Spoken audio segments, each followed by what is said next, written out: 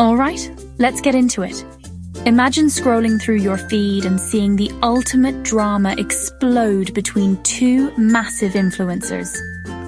That was basically the Mexican-American War, but instead of subtweets, we're talking cannons and cavalry charges. It all kicked off in the 1840s, and honestly, the whole thing was messy AF. The main beef? Land, specifically Texas. The United States had just annexed Texas in 1845, which was like adding your friend's controversial ex to your group chat. Mexico, who still saw Texas as a breakaway province that was totally theirs, was not having it. They viewed the annexation as a straight-up act of aggression, a total violation of their sovereignty. It was the international politics version of "we need to talk." The situation was already tense, but then it got super awkward over the border. Think of it like arguing with your roommate about whose stuff is whose on a shared shelf. The US was like, nah, the border is the Rio Grande River, which pushed way deeper into Mexican territory. Mexico, on the other hand, was firm that the border was the Nueces River, a boundary that had been established for a while. This disagreement wasn't just a minor squabble, it was about a massive chunk of land. The US sent troops, led by General Zachary Taylor, into this disputed zone. It was a power move, a geopolitical flex designed to provoke a reaction, and oh boy, did it get one. So you have American soldiers chilling in territory that Mexico was 100% sure belonged to them. What do you think happened? Exactly. Conflict. In April 1846, Mexican cavalry attacked a US patrol in the disputed territory in what became known as the Thornton Affair. This was the moment US President James K. Polk was waiting for. He went to Congress and delivered this iconic, slightly dramatic line, "Mexico has shed American blood upon the American soil." It was the ultimate justification, the perfect soundbite to rally a nation for war. Forget a Notes app apology. This was a full-blown declaration of war, and Congress approved it on May 13, 1846. The main characters in this whole saga were pretty clear. On one side, you had the United States, led by President Polk, a guy laser-focused on expanding the country from coast to coast. He was the main driver of this expansionist agenda. On the other side was Mexico, a nation dealing with its own internal political drama and instability, led by figures like President José Joaquín de Herrera and later, the famous General Antonio López de Santa Anna. Mexico was struggling to keep its vast northern territories under control, and the US saw a prime opportunity. It was a classic case of a rising power trying to swipe land from a neighbor who was going through a rough patch. So why was the US so thirsty for all this land? It boils down to a concept that was trending hard in 19th century America manifest destiny.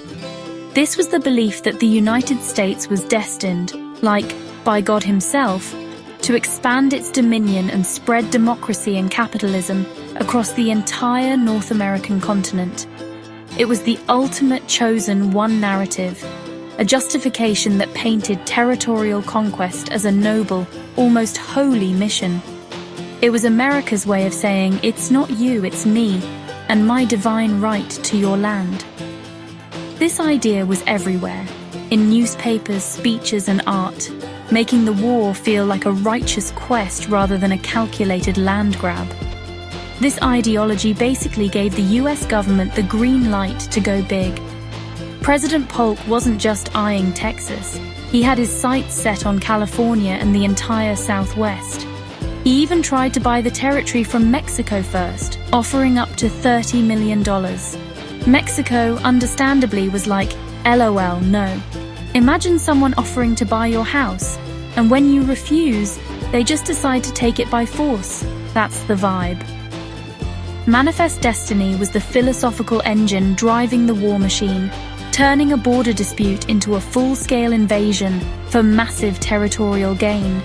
It was the ultimate glow-up plan for the United States, and Mexico was standing in the way. Let's look at the maps because they tell the whole story. Before the war, a map of North America looked very different. Mexico was huge, stretching all the way up to what is now Oregon and Wyoming. The area that would become California, Nevada, Utah, Arizona, New Mexico, and parts of other states was all Mexican territory. The US was basically contained east of Texas and the Rocky Mountains. These pre-war maps show a continent with two massive powers sharing a long, somewhat vaguely defined border. They are a snapshot of a world on the brink of a massive geopolitical shift, a before picture waiting for its dramatic after. The change was drastic. After the war, the map was completely redrawn. The Treaty of Guadalupe Hidalgo, signed in 1848, was the ultimate breakup text where one side gets to keep everything. Mexico ceded over 525,000 square miles of territory to the United States in an event known as the Mexican Cession. This is literally half of their country. In exchange, the US paid Mexico $15 million, which, even back then, was a ridiculously low price for that much land. It was like paying for a mansion with pocket change. The border was officially set at the Rio Grande, and the United States now stretched from the Atlantic to the Pacific. The aftermap shows a US that looks a lot like the one we know today, a continental titan born from conflict. The war wasn't just one big fight. It was a series of campaigns fought across a massive area, and maps were the GPS for generals on both sides. The first major battles, Palo Alto and Resaca de la Palma, took place in the disputed territory near the Rio Grande. US General Zachary Taylor's forces, though outnumbered, had superior artillery, better cannons that could fire faster and more accurately. These early wins gave the US momentum and control over the contested border region. If you look at military maps from this campaign, you can see the troop movements, how Taylor positioned his flying artillery to dominate the battlefield. It was a tactical masterclass that set the tone for the rest of the war. Following these victories, the US launched a multi-front invasion. One force, under General Stephen Kearny, marched west from Kansas, capturing Santa Fe, the capital of New Mexico, without a single shot fired. He then continued on to California, which was already in a state of low-key rebellion thanks to American settlers in the Bear Flag Revolt. Military maps of this campaign look less like a battle plan and more like an epic road trip, showing Kearny's long march across the desert southwest. These maps highlight the sheer scale of the territory the US was trying to conquer, and the logistical nightmare it must have been to move an army through such a harsh, unforgiving landscape. Meanwhile, General Taylor pushed deeper into northern Mexico, winning a major, brutal battle at Monterrey and another against all odds victory at Buena Vista, where his outnumbered army faced off against a much larger force, led by General Santa Anna himself. But the decisive campaign was the one led by General Winfield Scott.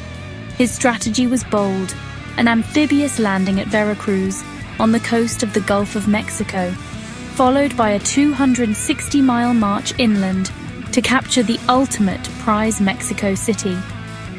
This was a high-stakes gamble, a direct strike at the heart of the enemy.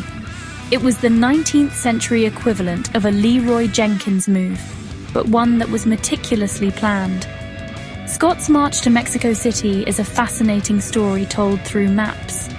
Each step of the way, from the siege of Veracruz to the key battles at Cerro Gordo and Chapultepec Castle, can be traced on campaign maps. The final battle for Chapultepec, a fortress defending the capital, was particularly fierce. Young military cadets, known as the Boy Heroes, famously defended the castle to their deaths, becoming legendary figures in Mexican history. The fall of Mexico City in September 1847 effectively ended the war. The maps show a US Army executing a complex, daring plan that sealed Mexico's defeat and forced it to the negotiating table.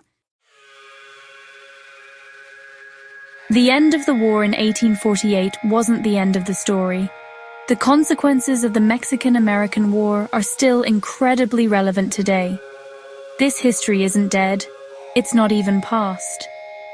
For the United States, the victory was a massive W. The country now spanned the continent, fulfilling its manifest destiny. But this new land came with a huge problem. Would it be free or slave territory? This question threw gasoline on the already simmering fire of the slavery debate, directly leading to the Compromise of 1850 and eventually the American Civil War just over a decade later. The war that made America bigger also nearly broke it apart. For Mexico, the war was a national trauma. Losing half your country is a devastating blow to a nation's pride, economy, and stability. The war left deep political and psychological scars that shaped Mexican identity for generations. It fueled a sense of resentment and mistrust toward its powerful northern neighbor that, frankly, still lingers today. Every time you hear debates about the US-Mexico border, immigration, or trade, you're hearing echoes of this 175-year-old conflict. The relationship between the two countries has been defined by this massive power imbalance that was cemented by the war's outcome. The loss is still remembered and mourned in Mexico as a profound injustice. The most lasting legacy is, of course, the border itself. The Rio Grande isn't just a river, it's a line drawn by war. Millions of people of Mexican descent became Americans overnight, not by moving, but because the border moved over them. This created a unique cultural landscape in the American Southwest, a region where Mexican and American cultures blend and sometimes clash. Today, states like California, Texas, Arizona, and New Mexico have vibrant Hispanic communities whose roots in the land predate the United States itself.